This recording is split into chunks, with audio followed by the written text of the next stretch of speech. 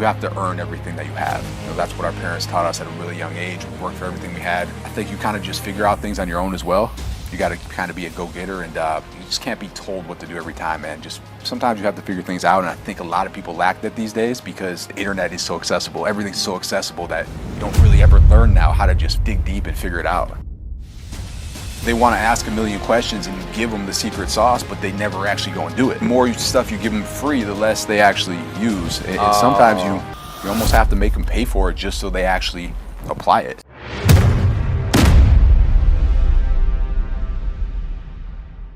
We got an amazing guest here. We're so appreciative. We got Chris Gronkowski. He's a former NFL player for the Dallas Cowboys, Denver Broncos, and the Indianapolis Colts, turned entrepreneur, owner of Ice Shaker, as seen on ABC's Shark Tank and invested in by Mark Cuban. Man, what is good, Chris? Man, I get pumped every time I watch that rerun, so. You like that? Yeah, man, I like that. That's good. Yeah, that's a good clip. Good, man. You get to play Flip Cup against the Sharks. I mean, Yeah. Man, you look like you're about to Doesn't get much tackle better. somebody right now. Oh, I was ready, man. You know what's great about that show too was I knew it would play forever, and I was like, man, I got to get jacked for it too. So got to And be you working out were. in the morning. I was ready to go. I practiced Flip Cup all night, and hey, we flipped them all in one, except Rob. Rob did two, so. Yep. We were ready, man. We were ready. Well, that's nice too that y'all got to get together, right? Because how often does that happen? Not much. Yeah, I had to fly him out, and they made me fly him first class from Boston all the way to Cali too, man. So that was it was an expensive ticket. Oh, man. Yeah, he had to That's sleep. messed It was a red eye, but it was worth it. It was worth it for sure. Family, bro. They always cost you. Hey, Yep. they definitely helped me out, so I would say it was a good return on investment. I bet. So what is it like? I gotta just know, man. You're the middle of five, right? Middle of five boys, man. Mayhem. That's what it was growing up. I have 3 boys now, and I don't know how my parents did it or why they did it. Like, why would you want 5? I don't know. That's crazy. 5 monsters too. Five I can monsters, and identify. every day was a fight, man. Like all out brawl, no matter what. So we were always outside playing games, and if you won, you had to rub it in. To rub it in your face. And rub it in, and then if you lost, you'd be like, all right, we're gonna fight then. I'm gonna win in the fight. So every day was all out brawls. Wow. We had nothing in our family room. So we had a couch and we had a rocking chair, and that was it. Because the end table, we threw each other through it. Tore up. And yes, I don't know how my parents sold the house, but they had to replace everything before they did it. Yeah, we've learned. So I got 3 boys too, and they're old enough now. They're not just toddlers now. So my wife and I, we joked about that. Said, hey, I guess we're not buying any nice furniture for the next 10 years, 15 years. Could You you guys imagine probably with get that Gordon family though? Blue. Wow. Man. So did you have middle child? Do you have middle child syndrome? Oh, so man, I don't know what you call it because it was just it was just a free for all, man. That's all it was. Yep. I was the shortest, the smallest, so man, it was just. The good thing I had going was I was also the fattest, and when you're younger, man, you got some weight, you got some leverage, you could fight, man. So I could fight back in the day, and that was kind of what just pushed me, man. I always kind of had that underdog mentality. So I was gonna ask you about your podcast, Gronk'd Up. Tell us about that. Man. Yeah, so really a concept that started right around when COVID hit for the most part. A Oh, lot really? of people were just asking questions, and I wanted to bring value with more than just a single line answer on Twitter or Facebook or Instagram. So I kind of took all those questions that I was getting and I put them into a podcast format and just started answering them. And after I got through about 30 episodes of everything that I was an expert at, I started running out of things to talk about. So I brought in other experts that could help people, especially during that time, during COVID, when a lot of people were struggling with mental health or fitness, nutrition, stuff like that. So we started bringing in fitness coaches, a couple Navy SEALs, and just turned into it's a really cool podcast. I think our last one was with Steve Madden. Telling his story, awesome. man. And he was telling the Wolf of Wall Street story, right? How it actually went down. I'm like, this is amazing, man. I love that movie. So turned into just a really cool podcast, and I love it, man. It also challenges me, and it helps me network as well. Sure. Nice. Yeah. Cool. That is really cool. So so you've done some a few interviews here and there. What do you think is, and obviously your sphere of influence, like what do you think is a common trait in successful people? What do you like a common theme that a lot of successful people do? Man, everything I see and kind of how I was raised was always, you have to earn everything that you have. That's what our parents taught us at a really young age. We worked for everything we had, man, just learn the value of $1 at a very young age. So I think everyone that's successful, man, they earn it. They bring value and they earn everything that they have. And that's how I always looked at it. I think you kind of just figure out things on your own as well. You got to kind of be a go-getter, and you just can't be told what to do every time, man. Just sometimes you have to figure things out, and I think a lot of people lack that these days because the internet is so accessible. Everything's so accessible that you don't really ever learn now how to just dig deep and figure it out. I can understand that. I get a lot of people that it almost seems like they want you to do it for them, right? They see you and they see success, and they want you. They want to know. And I like the curiosity. They want to know how you achieve the success, but then they want you to do it. They want you to basically hand it to them. Yeah. Right. 100%. Right. You ever get that? Absolutely. Every time. And they want to ask a million questions, and you give them the secret sauce, but they never actually go and do it. And apply it. Yeah. Yeah, they never apply it. Oh, that's job search. Yeah. Oh, yeah. It can be. It can be. And it's almost like the more stuff you give them free, the less they actually use. And sometimes you almost have to make them pay for it just so they actually apply it. So that Because there's value. boom. Yep. Okay, because we I get should that be a lot. throwing up. I'm going to tell you right now. If it's free, it's too easy, right? Absolutely. Even if like, I'll give you an example. Let's say you paid $10 for it. Okay, it's not a lot of money, but you pay $10, you're going to show up. Like, let's say it's an event, right? You bought a ticket, and you paid $10 for that ticket. You'll show up because If the ticket was free, you might not show up. If it's free, you're like, Probably wouldn't. It's same with everything, man. I could throw a free workout at someone, a whole free 7-day shred, and I do it as a value add if you buy a product from us, and how many people actually do it? Hold up. You're saying I'm gonna get me a cup. I'm gonna get me right here. Let me get one of these. Oh. So I'm gonna buy me a cup, and then we're gonna shred for 7 days. Hey, you can if you want. That's up to you. If you actually want to apply it. But again, it goes back to, I do it free, and it's actually something I put a ton of time into. I documented every single thing I ate, every workout I did, what time I woke up, what time I went to sleep. So is broke down this the like calories. a course, like online, It's just a free ebook. Oh, cool. It links over to like videos as well, but Nice. I just did it. Really, man, everything I try to do, and anyone who's successful also, brings value.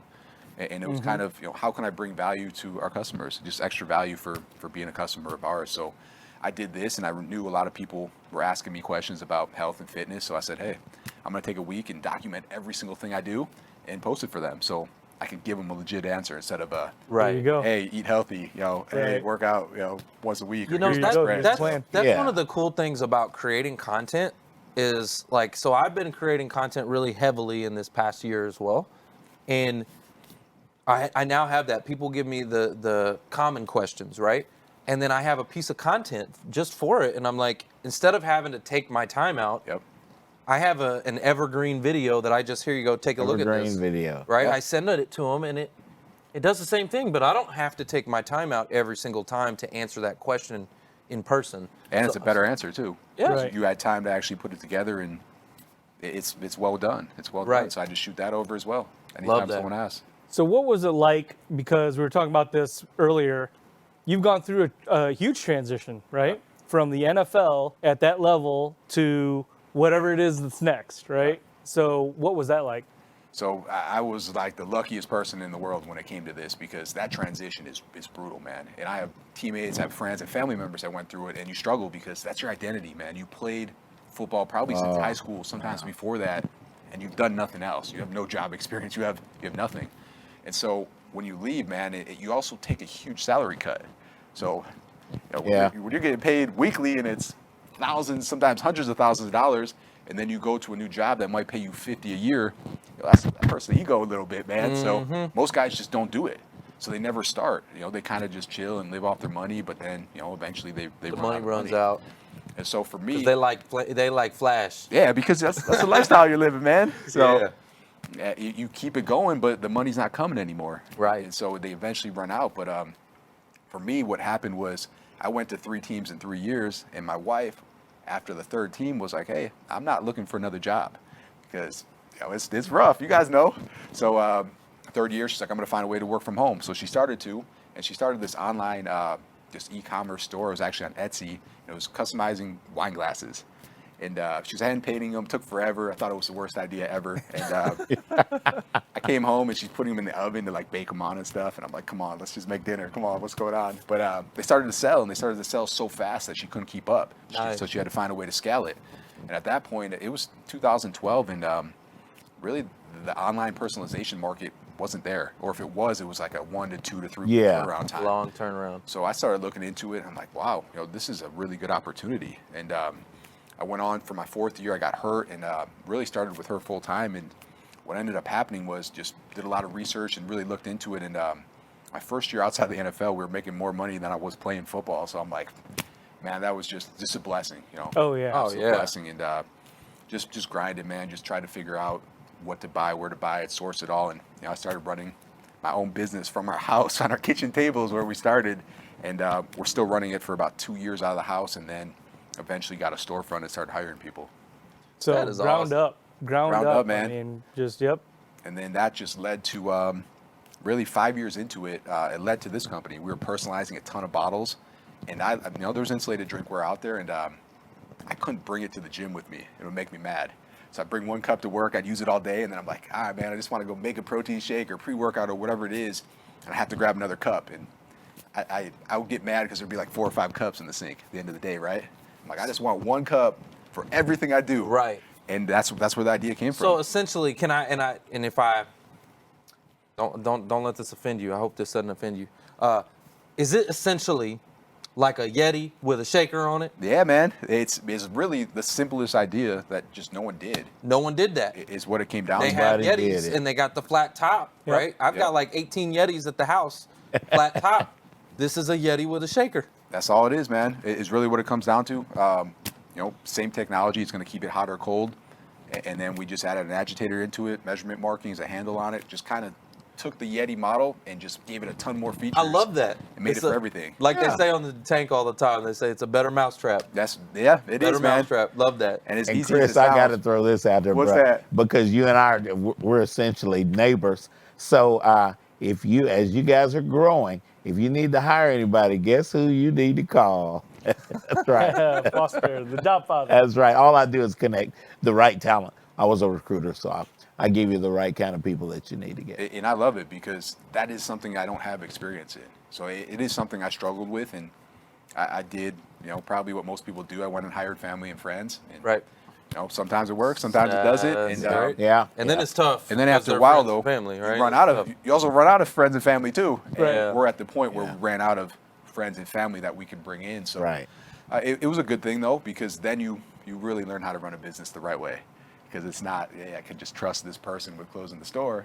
You can't necessarily, because Yeah. you don't know who's in your store anymore. So it made us get better, a lot better, and put a lot more processes in, and really also helped us find the right people too.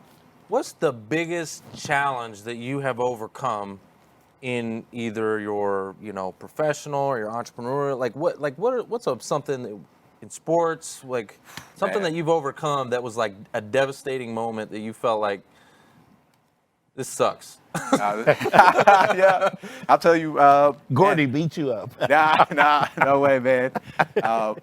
Something that sucked that I overcame for sure was our first shipment of these bottles, man. So you get all excited, you think you have the best product ever, right? You go through 20 prototypes, you finally get it, and it's finally perfect. You're like, all right, I'm gonna put this big order in, and I did. So we got 10,000 bottles was our first shipment. Nice. And Wow. for someone that's ground up, like no Slanging customer bottles. base, nothing, That's a huge right? order, yeah. Yeah, it's a big order, right? And it was in the upstairs That's of my big. house, just chilling, right? It's a lot of boxes. Big, bro. We go through them, and the first thing I do is I'm gonna QC them. I'm like, all right, I got a quality control, check these puppies, and make sure everything's good, because it was the very first cups we were sending out. I'm like, there's no way I'm gonna send out something that even has a tiny scratch on it. So Yeah. I'm checking them, and never had an issue with the pop tops leaking, right? So I'm going through them, and I'm shaking them. I mean, I had forearm strength by the end of this, by the way, man. After 20 prototypes, man. Yeah, you build wasn't a just a nice build shaker, it was a shake Man, weight. I was shredded, right? You got I'm- rocks on the inside Yeah, of them, like I should have got like a machine to do it, but yeah, I'm in like third bottle in, man, and I fill it up, and I literally just hold it upside down, and it's just dripping all over the floor. Oh, I'm like, man. what is going on? I'm not even shaking it yet, and it was an issue we never had. The pop tops, and they were made in sets of 2. One set of them was just made incorrectly, and it wouldn't hold at all. And so it was pretty much impossible to tell them apart. So I had to end up changing each and every lid out. Oh, And so man. this was a process at the time. It was a side hustle, man. So it was a passion of mine. Right. I'm just sitting in the upstairs in my house, just twisting off lids with my father-in-law, and did that for months, man, for months. And Wow. all comes down to kind of the principle that when you start something, you better absolutely love it. Right. You better have a passion for it, because if you don't, you're giving up on it, man. When the first thing like that hits, which it did from day one, Hit him with a mic drop. Hit him. Yeah, man. Hit him. Right there, boom. you give up on it. Yeah. So I was just so passionate about it. I was not going to let it fail no matter what. So I sat up there every night, man, twisting lids, and then, my wrist strength was there after Yep. that. Y'all It hear was all that? good. Oh, that's Not grit gonna right let there. it That's fail. grit. Yep, Yeah, grit. man. Not gonna let Better it than fail. those ISOs we do in the gym. Yeah, that's what I'm saying. I just traded in a workout for twisting some lids off. Yeah. All right, so I got some kind of a shotgun round while we got a few more minutes in here. Kind of a shotgun round of questions for you. I want to know.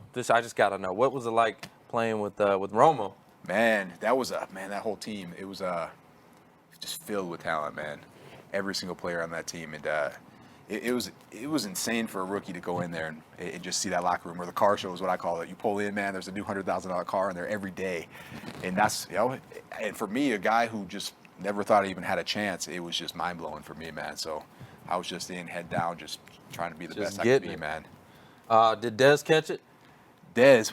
Dez? Yeah, he caught it for sure. I wasn't there with him anymore, but 100% a catch. Yeah, right. Yeah. Gotta make- And he's Well, back, the NFL man. said it was a catch too. They Yeah. reversed it, right? Yeah, and they changed it came the out and next said- year. yeah. 100% catch, man. And I know my brother just caught one the other day in the end zone where they swatted it after like one step, and I thought it was going to be called back, and that was a touchdown. So Man, these Yeah. refs, we need to figure something out. I feel like, Back to consistency. okay, so because you got some influence in that space, I just want you to know, here's my opinion on it. You should be able to challenge any aspect of the play, and it still counts as a timeout if you don't get it right, but you should be able to challenge anything. Now, You only now get- we're into like basketball game time frame. the only problem is you could literally.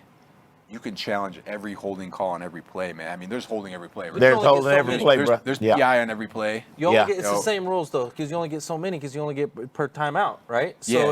if you get it wrong, you lose your timeout. You only have so many. So Yeah. you would use it wisely. You wouldn't just challenge everything. You guys you were. use it You wisely. guys pay a fine for what we were coached to do back in Yeah. my day. I paid some hefty fines myself, man. The Yeah. FedEx letter came for me one day because I was always told play to the whistle, right? Right. I lit a guy up right before the whistle blew, and then I guess the NFL rules actually, if it's unnecessary before or after the whistle, you still get fined. So You get fined. Mhm. yeah, I was seeking a job, so I had to go all out no matter what, and took a nice, I think it was $8,700 fine for that one. Oh wow, yeah. Yeah. Oh my I God. learned the rule after that though. Oh yeah. Yeah. Oh yeah, you pay. Hey, had- Ooh, I'd be that's a broke. classic case of learning through a failure, right? That's Like, right. Yeah. like you learn your lesson, right? I saw a picture of you. I think it was on your Instagram or something like that. You were golfing with DeMarcus Ware. Yeah, man. D. Ware. Yeah. All right. So who won that game? No, so I wasn't actually golfing with him. Oh, okay. He has a new workout concept that he has going on, and what he's doing is he's actually holding workouts on a Saturday or as a Sunday at Cowboys golf course. Oh, So I okay. went out there, and man, it's funny because I worked out with him 10 years ago, right? He invited me for a workout during the off season, and it was like the most brutal workout I've ever done. It started with 20 sets or 20 reps of cleans at 225. Oh my God, man. Like I almost threw up after the first set. Yeah, no doubt. And so I was like, all right, 10 years later, I'm going to work out with him again, right? Uh-huh. And it was just as bad. This time, just straight body weight, 40 minutes, just straight burners, man. 45 seconds on with a 10-second break, and then boom, right into the next one. And it was a good workout, though. I'm still sore from it. And that was on Yay. Sunday. Wow, yeah. Dang. So Man. Mark and I Yeah, man. are Cowboys club members, so we need to get together, man, over there at the club and go holler at Jerry. Yeah, Shake him up a little bit, because man, they're not doing anything this year. And look, we need to. Every year we're going to the Super Bowl, but we never go to the Super Bowl. That's football. That's Hey, man. football. No, this is the real 54. Hey, we're still in the hunt. We're still in the hunt. Hey, The battle of so are the they, man? 54. What do you mean? They're close to the top of the division. oh yeah, we're close to the top. I know, Yeah. yeah. What's it like to work for Cuban? Cuban, man. So what's really cool about him and what he does is he just has a whole team that he's built out. I mean, he's a multi-billionaire, and Yeah. he invested $75,000 in the company, right? So I'm not going to get like one-on-one attention every day. Right. Right. But at the same time, he does have hundreds of companies that he's probably close to 100 Shark Tank companies, and he's built out this awesome team, and I have advisors I can call each and every day. And again, it's also about networking.